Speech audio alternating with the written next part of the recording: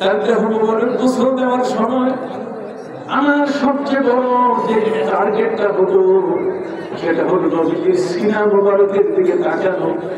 নবীজির যে সিনা চাঁদ হয়েছিল, এই সিনা চাঁদ হওয়াটার উপরে যে জান্নাতের ওই মেডিকেল টিম, সার্জিক্যাল টিম এসে যে সেলাই দিয়েছিল, নবীজির জীবনের শেষ পর্যন্ত ওই সেলাইটা মিশে যায় নাই। আমি গোসল দিলে তার সিনা মোবারকের মধ্যে সেলাই দাগ আমি দেখতাম। নবীর সবকে সদর আনাস ইবনে মালিক সাহাবায়ে কেরাম কোরআন সব পড়ছে, অথচ এই বোকা কলমটাকে কপালে ফেলেছে, কতক্ষণ কলমটাকে হাঁটুতে নিয়ে দিয়েছে। বাইকের আওয়াজ যাচ্ছে না। সম্মানিত সুধী বন্ধুরা আমার, নবীজি কি ইন্তেকালের আগ পর্যন্ত নবী 40 বছর থেকে তার ইন্তেকাল হওয়া এ পর্যন্ত নবী না তারপরও তিনি নবী?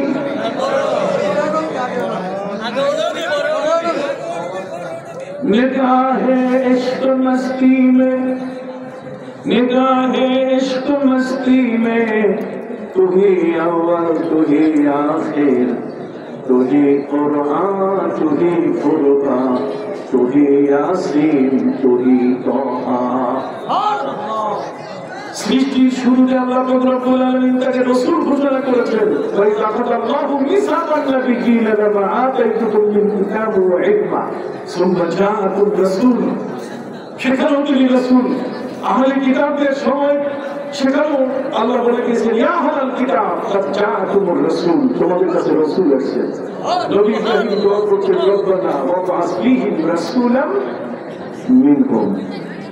হযরত ঈসা নবী দোয়া করছেন, কথা বলতে গেছে যে আমাদের পরে একজন কি আসবে? রাসূল আসবেন। সুবহানাল্লাহ বলেন। আল্লাহ নিজেই বলছেন, লাকাদ মান্নাল্লাহু আলাল মুমিনিনা, আমি ইমানদারকে কি উপরে দয়া করেছি, ইয বা'আসা ফীহিম রাসূলাম মিন আনফুসিহিম, আমি তাদের মধ্য থেকে একজন রাসূল পাঠিয়েছি। হযরত নবী ইব্রাহিম দোয়া করছেন, রব্বানা ওয়া বা'আস ফীহিম রাসূলা।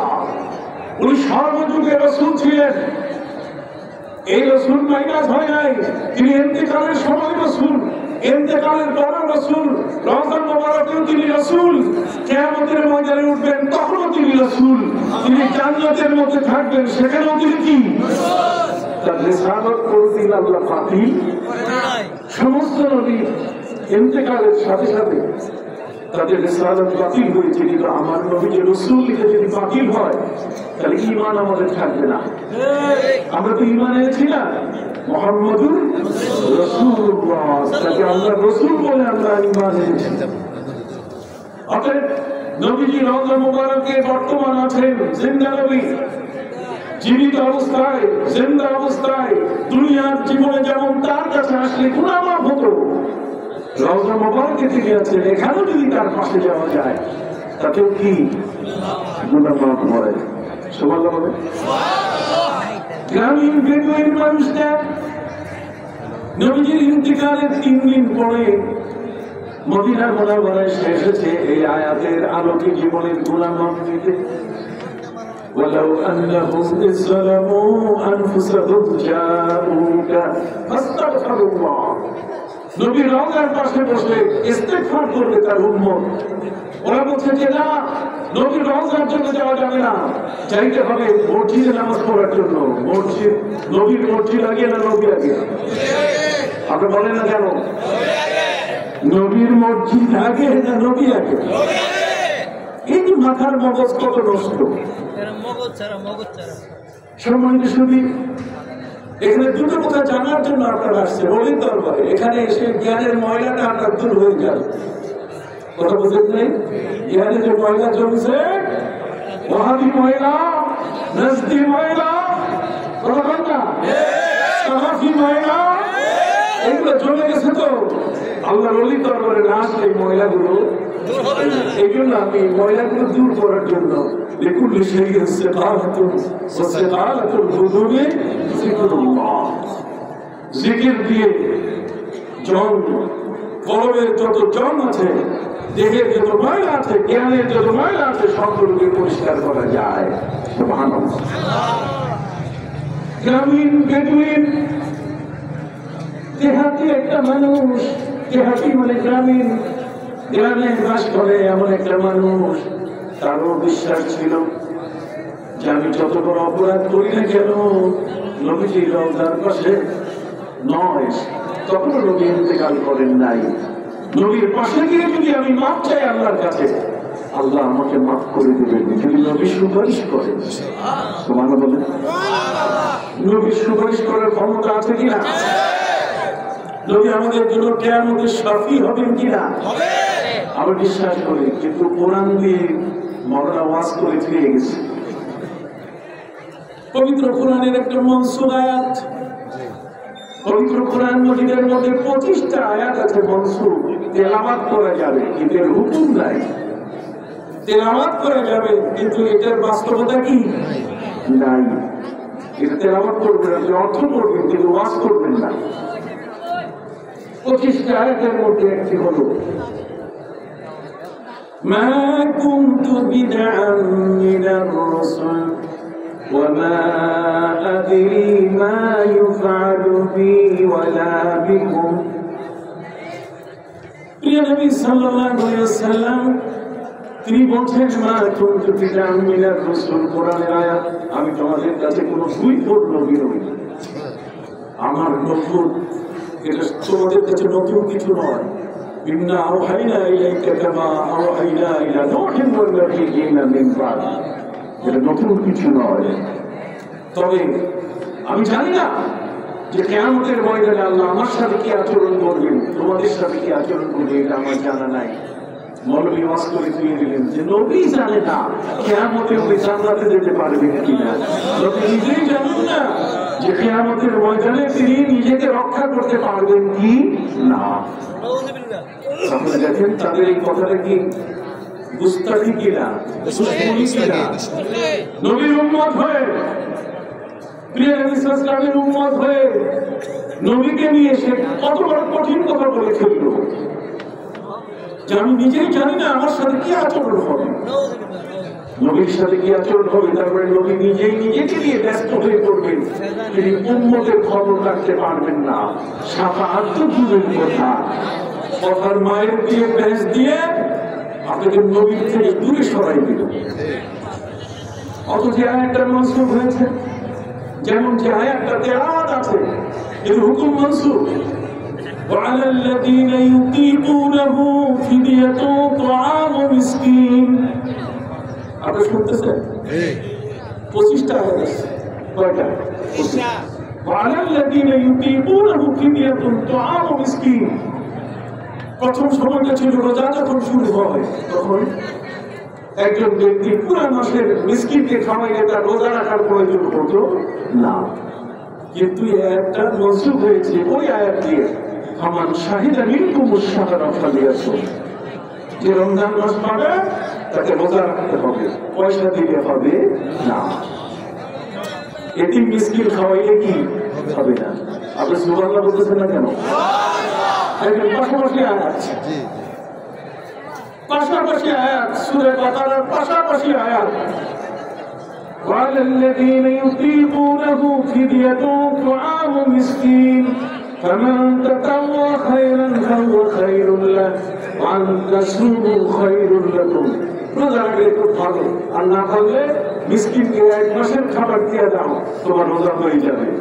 তাহলে এই সুযোগ হলে তো বেচারা বলে দিছে চমৎকার কথা যে যারা রিক্সাওয়ালা ওরা রমজান মাসে রোজা রাখা দরকার নেই, কতক্ষণ না যারা কষ্ট করে মজুরি করে, যারা বিভিন্ন ধরনের এই যে শ্রমিকরা, এটা রোজা রাখা দরকার নাই।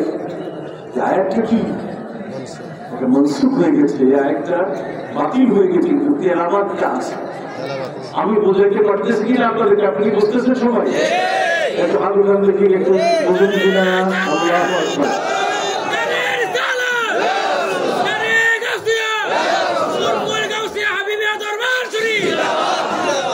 আমি কথা এই কারণে আপনাদের কাছে বলছি, কারোর সাথে শত্রুতা নয়, বরং সংশোধন করার উদ্দেশ্য কথা বলি।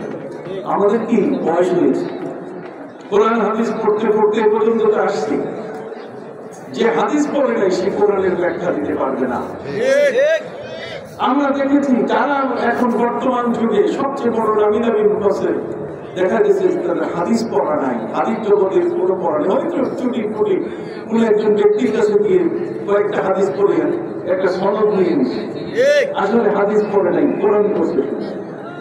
খালি কোরআন পড়লে বোঝা যাবে না, তাকে হাদিস পড়তে হবে। হাদিস মানে নবীজিকে নিতে হবে সাথে, হাদিস মানে কোরআনটা বুঝতে গেলে নবীজিকে কি সাথে নিতে হবে।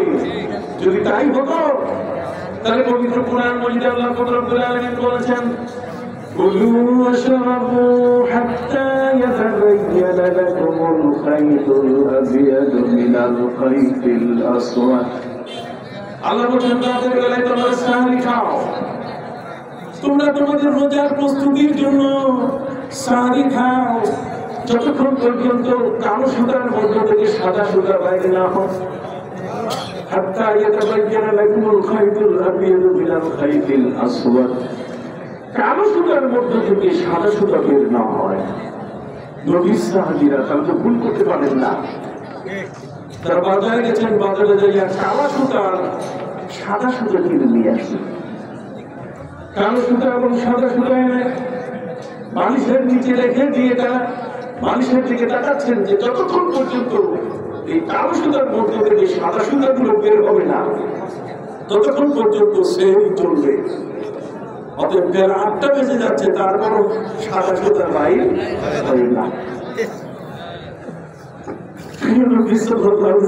কাছে খবর বলছে, দেখেন আমিও সাহাবায়ে কেরামের কথা বলছি, আরেকজন তো মাতলামি করিয়া অমুক করিয়া সব শেষ, কিন্তু ভাষা সংশোধন করছি, কথা বলেন নাই, সংশোধন করছি আর কি, আমার অধিকার আছে সংশোধন করা, কথা বুঝতে পারছি। সম্মানিত সুধী, নবী ইসলাম তাকে খবর দেওয়া হলো, হুজুর আপনার সাহাবীরা বেলা ৮টা বেজে গেছে, এখনো শুধু সেহরি খাচ্ছে। নবী ইসলাম তাদের পাশে আসলেন, জিজ্ঞেস করলেন কি হচ্ছে তোমাদের? হুজুর কোরআনের আয়াত নাযিল হয়েছে, তোমরা সেহরি খাইতেই থাকো, কুলু ওয়াশরাবু, খাও পান করো, হাত্তা ইয়াতাবাyyana লাকুমুল খাইতুল আবিয়াদু মিনাল খাইতিল আসওয়াদ, কালা সুতার মধ্য থেকে সাদা সুতা যতক্ষণ বের হবে না। আমরা বাজার থেকে কালা সাদা সুতা নিয়ে বালিশের নিচে রাখছি, হুজুর এখনো বাইক হয় না। নবীজি সেদিন তার দাঁত মোবারক দিয়ে এমন মিষ্টি হাসি দিয়েছিলেন যে মনে হয় মুখটা গুলো ঝরঝর করে পড়ছে। নবী সাল্লাল্লাহু আলাইহি সাল্লাম সাজদায় পড়ে গেলেন, মাবুদ এই কোরআনটা আমাদের জন্য, কোরআন হচ্ছে বোঝার জন্য, জানার জন্য, এটা জীবনে বাস্তবায়ন করার জন্য। আমার উম্মতের প্রথম সোনালী যুগের মানুষ যারা, আমার সাথী যারা, তারা যদি পবিত্র কোরআনে এই ধরনের অবস্থা হয় তাহলে পরে কি হবে? পরে তো অপব্যাখ্যা শেষ হবে না। তো কাজে এখন নবীজি বললেন, তোমাদের বালিশ বোধহয় অনেক লম্বা, এই জন্য সুতা বাইরে বেরিয়ে তিনি আল্লাহর কাছে আবেদন করলেন, আপনি আয়াতটা সম্পর্কে আপনি বলেন। আল্লাহ বলছেন তাহলে এই আয়াতটা আরেকবার নাযিল করতেছি আমি। এবারে এই আয়াতটা কি আল্লাহ তাআলা আরেকবার নাযিল করলেন, যেমন সূরা ফাতিহা এটা 2বার নাযিল হয়েছে, 2বার নাযিল হয়েছে। তাআলা বলছেন মক্কা ওয়া তাআলা বিল মদিনা, একবার মক্কায় নাযিল হয়েছে সূরা ফাতিহা, একবার কি মদিনায়, 2বার নাযিল হয়েছে। যেটাকে বলা হয় আস-সাবউল মাসানি, কি বলা হয় আস-সাবউল মাসানি। অথবা পবিত্র কোরআনে 2টা সূরা আছে, যে 2টা সূরায় 7টা করে আয়াত আছে, একটা হলো সূরা ফাতিহা আর একটা সূরা মাউন। আরাইতাল্লাযী ইউকাযযিবু বিদ্দীন, এটা আয়াত সংখ্যা কয়টা? 7টা। আর সূরা ফাতিহার আয়াত সংখ্যা কয়টা? 7টা। তাহলে এই হলে 2টা সূরা কোরআনে আছে, এগুলোকে বলা হয়েছে আস-সাবউল মাসানি ওয়া কুরআনুল আযীম। আলোচনা কি বুঝতেছেন? আমি বলেছি খুব সংক্ষিপ্ত ভাবে বলবো, তার কারণ হচ্ছে এই দরবারগুলো এগুলো কিন্তু এই আপনার কাছ থেকে চান্দা নেওয়ার দরবার না, এটা হচ্ছে মানুষ গড়ার দরবার। আর এই দরবার গুলো থেকে কোন কোন মানুষ বের হয়েছে তার ছোট্ট একটা লিস্ট আপনাদেরকে দিব আমি। এই ছোট্ট লিস্টে শুনে আপনাদের সাথে নিয়ে যাবেন, আপনাদের বড় উপকার হবে। ডাক্তার শুধুমাত্র আপনাকে প্রেসক্রিপশন লিখে দেয় না, মাঝে মধ্যে কিছু ঔষধও দিয়ে দেয়। কথা বলছেন না? সম্মানিত শরীর আল্লাহর কাছে বলেন যে আল্লাহ এই আয়াতটা আপনি ব্যবস্থা করেন। আল্লাহ নতুন করে আয়াত নাযিল করলেন, কুলু ওয়াশরাবু হাত্তা ইয়াতাবাyyana লাকুমুল খাইতুল আবিয়াযু মিনাল খাইতিল আসওয়াদি মিনাল ফাজর। আল্লাহ বলেন আমি সাদা সুতা আর কালো সুতা কিনতে বলি নাই তো, আমি বলেছি ফজরের সময় দুইটা অন্ধকার, দুইটা অবস্থা থেকে, একটা হলো কালো অন্ধকার আর একটা হচ্ছে সাদা আভা। ওই কালো অন্ধকারটা কেটে যখন শুভ্র সাদা আভাটা আসবে, এই আভাটা আসার আগ পর্যন্ত তোমরা কি খাইতেই থাকবে। এর দ্বারা বুঝাইছি আমি ফজরের সেই অন্ধকার কালো আভাটার পরে সাদা আভাটা আসার আগে সুবে সাদে আসার আগে তোমরা খাওয়া শেষ করছে। দেখুন তো কোথায় বাজারের কালো আর সাদা সুতা, আর কোথায় ফজরের সেই অন্ধকার এবং সুবে সাদেকের কথা। যেমন নবী না হলে নবীকে বাদ দিয়ে কোরআন বোঝা কখনো সম্ভব না। প্রিয় নবী সাল্লাল্লাহু আলাইহি ওয়াসাল্লাম আমাদেরকে তথ্য দিয়েছেন পবিত্র কোরআনের আলোকে। আল্লাহ বলছেন মা নানসাখ মিন আয়াতিন আও নুনসিহা না'তি বিখাইরিন মিনহা।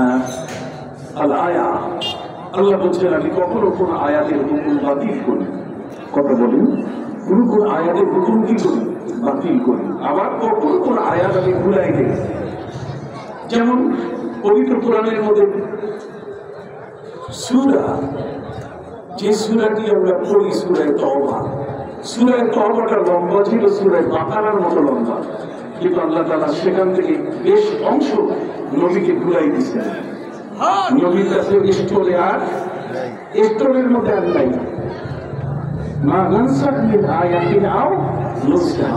বর্তমান বাংলাদেশে এমন কিছু মৌলবী বের হয়েছে, তারা হচ্ছে আয়াত আবার মনসুখ কিসের, আয়াত আবার বাতিল কিসের, যা আছে সব চালাও।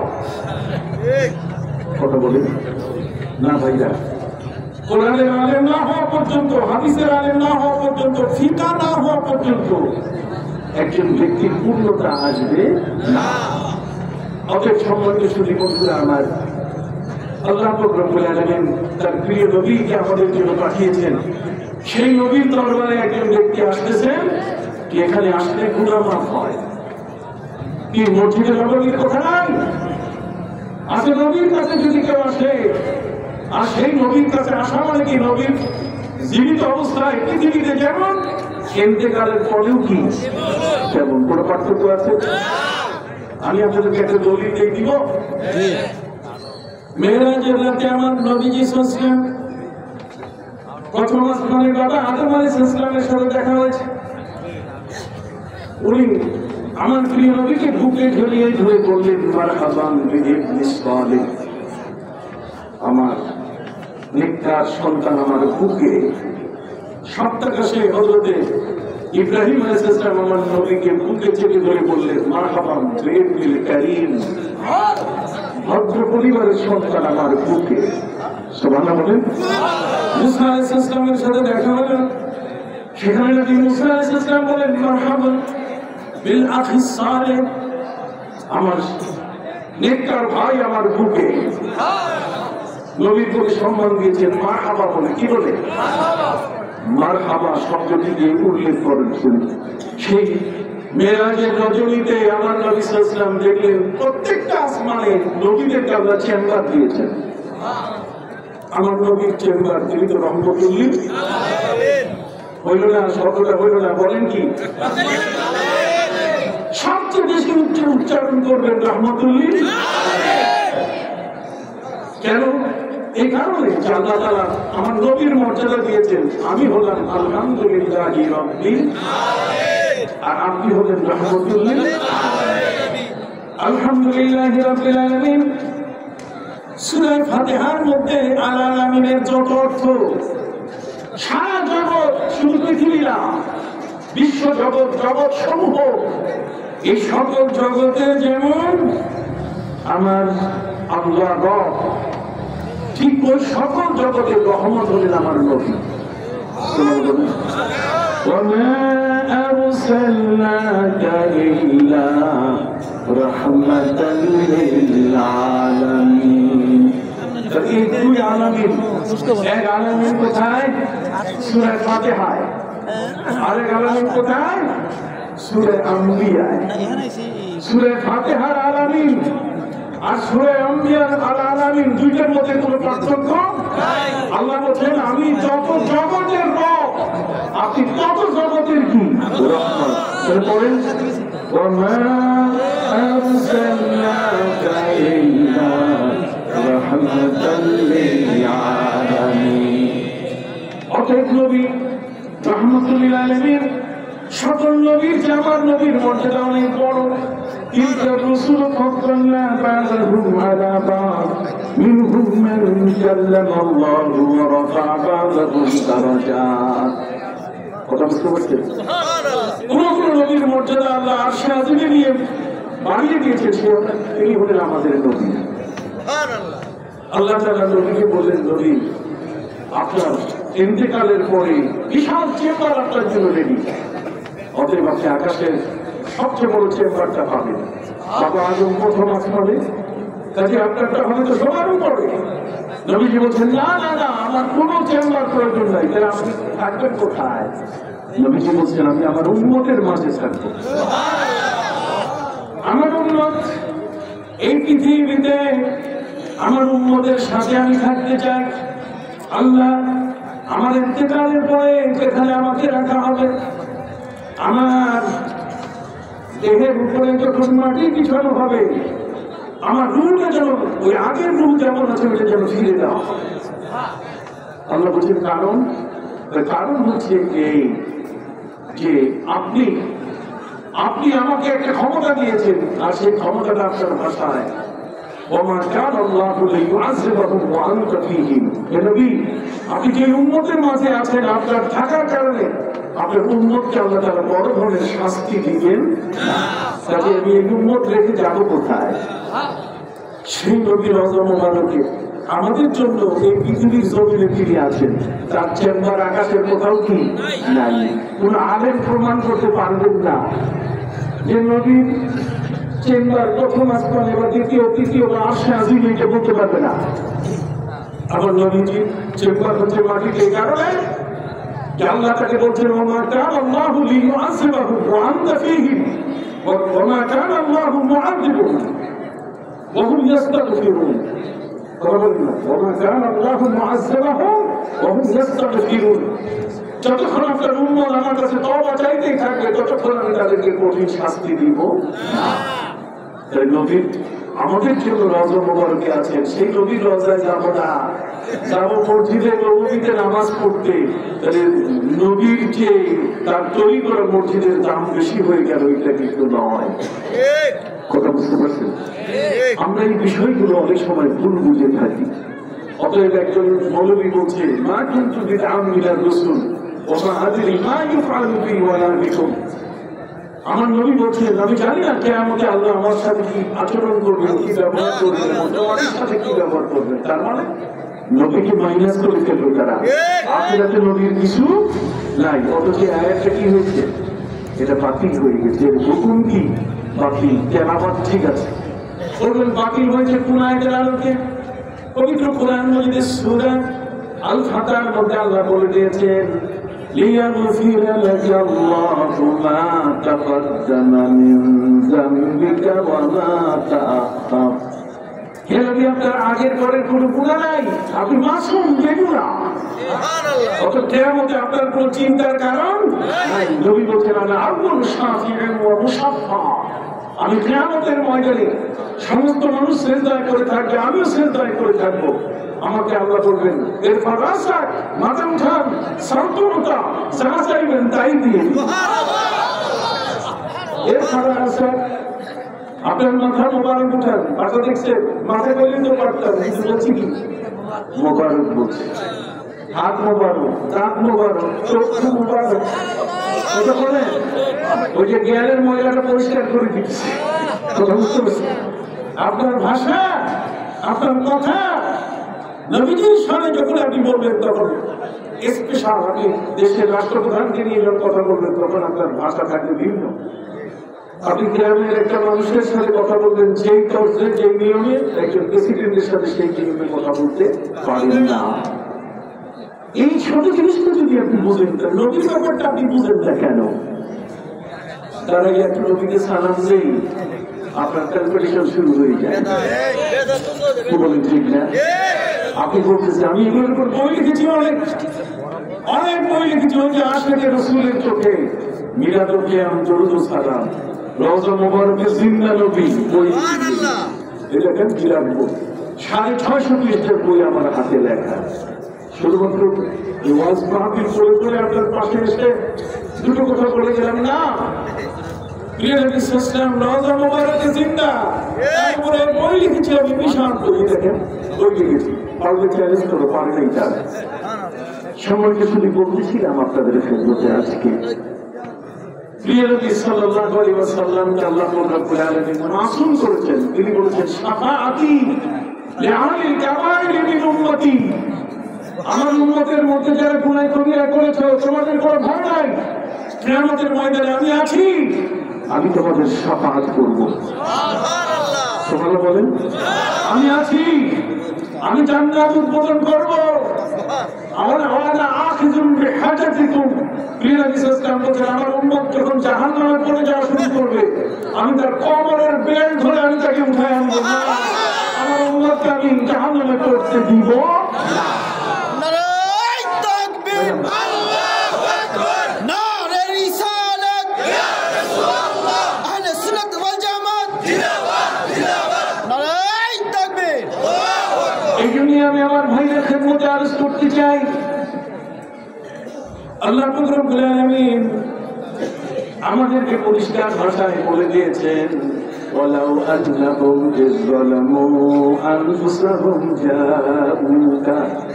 এই লোক যদি আপনার কাছে আসে, তাহলে আপনার কাছে আসে নবীজি রওজা মুবারকে আছেন, তার পাশে যাওয়া যাবে কিনা?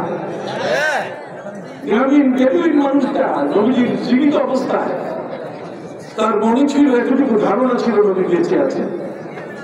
নবীজির কষ্টে গেলে জীবনের গুণাগুলো মাফ করে নেওয়া যাবে, কিন্তু এসে দেখেন যে 3 দিন আগে নবীজি ইন্তেকাল করে গেছে। 3 দিন আগে নবীজির ইন্তেকাল হয়েছে। প্রিয় নবী সাল্লাল্লাহু আলাইহি ওয়াসাল্লামের রওজা তাহার রওজা মুবারকের উপরে মাটিগুলো অগুছালো, মাটিগুলো গুছালো না। এটা থেকে সে বিচলিত হয়ে গেল, আমি তো গুণাগুলো মাফ করে নিতে পারলাম না, যেহেতু পারলামই না, কাজে একটা কবিতা লিখে যায়, যে কবিতাটা কট্টরপন্থী সৌদি সরকার আজ পর্যন্ত সেটাকে রিমুভ করে নাই, এটাকে সরাই দেয় নাই। নবীজির রওজার পাশে গ্রামীণ মানুষটা তার লেখা কবিতার 4টা লাইন তিনি লিখে দিলেন। আসেন শেষের লাইনটা দেখেন কত কত চমৎকার। শেষের লাইনটা হলো নফসি ফিদাউ লিতাবিল মান তাসাকিনুহু, নফসি ফিদা, আমার জীবনটা আমি উৎসর্গ করলাম নবীজি আপনার রওজার জন্য, যে যেখানে আপনি অবস্থান করছেন। ফিহি রাফাফু, এতে রয়েছে ক্ষমার আশ্বাস। ফিহি রাফাফু ওয়াল জুদ, এখানে রয়েছে বদান্যতা, উদারতা। সুবহানাল্লাহ বলেন। ওয়াল কারাম, এখানে রয়েছে সম্মান। নবীর রওজার পাশে গেলে উম্মতের সম্মান বেড়ে যায়। সুবহানাল্লাহ বলেন। নবীর রওজা মুবারকের পাশে গেলে উম্মতের সম্মান কি বেড়ে যায়।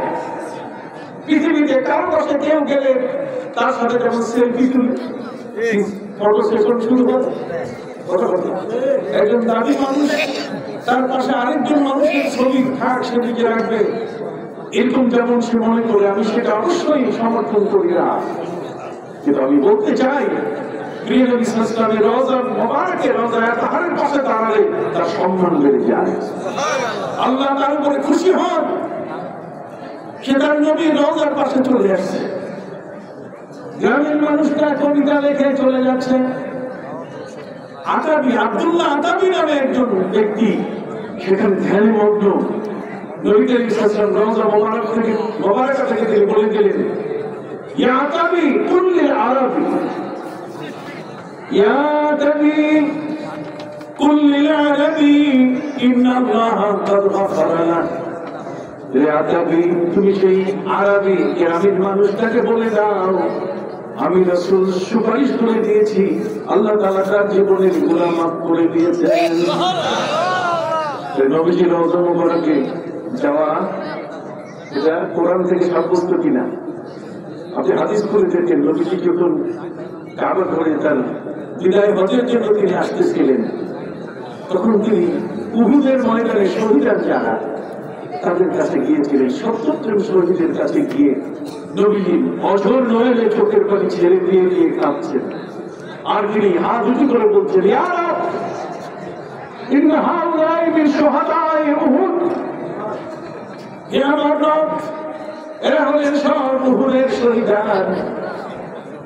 ফামান জাআহুম ওয়া সাল্লামাহু, আল্লাহ যারা এদের কাছে আসবে, এদেরকে সালাম দিবে, তুমি তাদেরকে শক্তি দাও, তারা যেন প্রত্যেকের সালামের জবাব দিতে পারে। তাহলে প্রিয় নবী সাল্লাল্লাহু আলাইহি ওয়াসাল্লাম নিজেও তিনি উহুদের শহীদদের মাজার জিয়ারত করেছেন।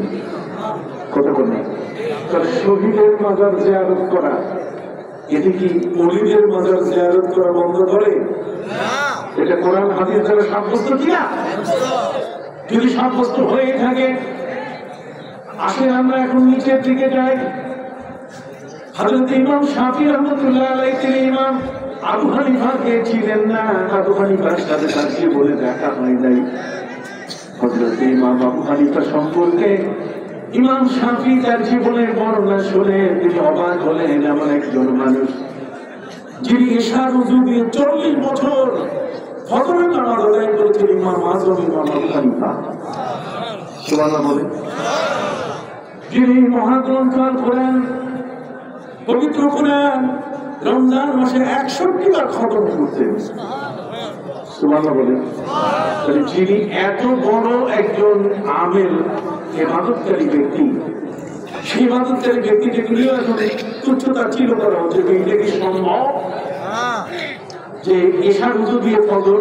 আমি বলছি বেটা তোমার ডায়াবেটিস হইতে পারে, কিন্তু ইমাম আবু হানিফার ডায়াবেটিস ছিল, এটা পুরো কেটাবে নাই। এক উযুতে দীর্ঘক্ষণ থাকে, এক উযুতে দীর্ঘক্ষণ থেকে ইবাদত করার মতো এই সমস্ত হিম্মত ক্ষমতা, তাদের বডি কন্ট্রোল, তাদের দেহকে কন্ট্রোল করার মতো ক্ষমতা তাদের হাতে কি? আজকে বলতেছি এটা কি সম্ভব? নুরুল হুদাকে দলের মধ্যে সেখানে পরিষ্কার করে বলা হয়েছে যে ইমাম আবু হানিফা রাহমাতুল্লাহ আলাইহি তিনি এক এশার উযু দিয়ে ফজরের নামাজ থেকে 40 বছর পর্যন্ত আদায় করছেন। ইমাম শাফিঈ তিনি কিতাবুল উম লিখেছেন, বিশাল বড় হাদিসের কিতাব। এই মুহাদ্দিস এত বড় একজন পণ্ডিত মানুষ, তিনি ইমাম আবু হানিফার মর্যাদা জানার পরে তিনি চিন্তা ভাবনা করে সিদ্ধান্ত নিলেন যে ইমাম আবু হানিফার কবর নিশ্চয়ই বরকতময়। বললেন যে হুজুর কবর আবার বরকতময় হয় কেমনে? কবর বরকতময় হয় কেমনে? আসেন আমি দলিল দেই। ইমাম বুখারী রাহমাতুল্লাহি আলাইহি, যিনি সহিহ বুখারী লিখেছেন, ইমাম বুখারী আবু আব্দুল্লাহ মুহাম্মদ ইবনে ইসমাঈল ইবনে ইব্রাহিম ইবনে মুগীরা ইবনে কদ্দাস জওফি আল-ইয়ামানি আল-বুখারী, ইমাম বুখারী রাহমাতুল্লাহি আলাইহি যখন তিনি ইন্তেকাল করলেন, খাত্তান নামক এলাকায় তার এক আত্মীয় ছিল গালিব জিবরিল, একজন আত্মীয় নাম। গালিব জিবরিলের বাড়ি থেকে যখন তিনি সমরকন্দ যাবেন, ঘোড়ায় উঠতে গিয়ে তিনি স্ট্রোক করেছিলেন। ইমাম বুখারী রাহমাতুল্লাহ আলাইহি ইন্তেকাল করার পরে রাষ্ট্রপ্রধান থেকে দেশের অধিকাংশ মানুষ তার জানাজা শরীক হয়েছে। যখন তাকে কবরে রাখা হলো, কবরে রাখার পর কবরের পুরো মাটি সুগন্ধিতে পরিণত হয়ে গেল এবং প্রত্যেকেই কবরের মাটি নেওয়া শুরু করলো। ওয়াহাবি বলেন, নজদি বলেন, সালাফি বলেন, আমাদের সুন্নি বলেন, যাই বলেন, সবাই স্বীকার করে যে ইমাম বুখারী রাহমাতুল্লাহ আলাইহির কবরের মাটি নিতে নিতে শেষে লাশ বের হয়ে যাওয়ার পালা হয়ে গেছে। কথা বুঝলেন? কেন এটা হলো? কেন এটা হয়েছে? এই কারণে যে মাটিরও একটা নিজস্ব ধর্ম আছে। মাটির নিজস্ব ধর্ম কি? যেমন তিনটে জিনিসের একটা নিজস্ব ধর্ম আছে, যে ধর্মটা যদি পালন না করতো তাহলে আমরা বাঁচতে পারতাম না। যেমন বাতাস, বাতাস হচ্ছে সবসময় নিট এন্ড ক্লিন, কোনো দুর্গন্ধ থাকবে না। এই বাতাসের মধ্যে যদি দুর্গন্ধ হতো আমরা কি বাঁচতে পারতাম? একটু হাত উঁচু করে বলেন না ভাই, বাঁচতে পারতাম? সম্মানিত সুধী, ঠিক এমনি করে পানির মধ্যে কোনো দুর্গন্ধ থাকে না। পানি হচ্ছে নিট এন্ড ক্লিন, ফ্রেশ। এই ফ্রেশ পানি আপনি খাবেন, খেতে পারবেন। যদি দুর্গন্ধ থাকে তাহলে খাওয়া যাবে, বাঁচবো না আমরা। আরেকটা হল মাটি, মাটির মধ্যে কোনো গন্ধ নাই। আছে কোনো গন্ধ? আপনি বসে আছেন, কোনো দুর্গন্ধ নাকে আসতেছে? আল্লাহ বলছেন আমি মাটিটাকে তোমাদের জন্য যথেষ্ট করি নাই, যত পচা ডান্ডা মুর্দা এর ভিতরে ঢুকাই দাও, কোনো দুর্গন্ধ আসতে দিবে না। বলেন এই মাটির ধর্ম হচ্ছে তার মধ্যে কোনো দুর্গন্ধ হবে না। কিন্তু একটা মাটির ঢিলা একজন ব্যক্তি পেলেন, যে ঢিলাটা এত সুগন্ধিযুক্ত যে সুগন্ধিতে নাকপূর্ণ হয়ে যাচ্ছে, এত চমৎকার নিষ্কাম্বরের গান। তো উনি জিজ্ঞেস করলেন মাটির ঢিলাকে, এ মাটির ঢিলা, তোমার তো গন্ধ থাকার কথা না। বাতাসের যেমন গন্ধ নাই, পানির মধ্যে যেমন গন্ধ নাই, ঠিক তোমার মধ্যেও গন্ধ থাকার কথা না। তুমি এই গন্ধ পাইলা কেন? তখন মাটি উত্তর দিচ্ছে, বলবো? মাটি বলছে কদুফতামান দিলে না চিজ গুদাম, কদুফতামান দিলে না চিজ গুদাম, বলে কিন মুক্তাতে পাগল না সিস্টাম।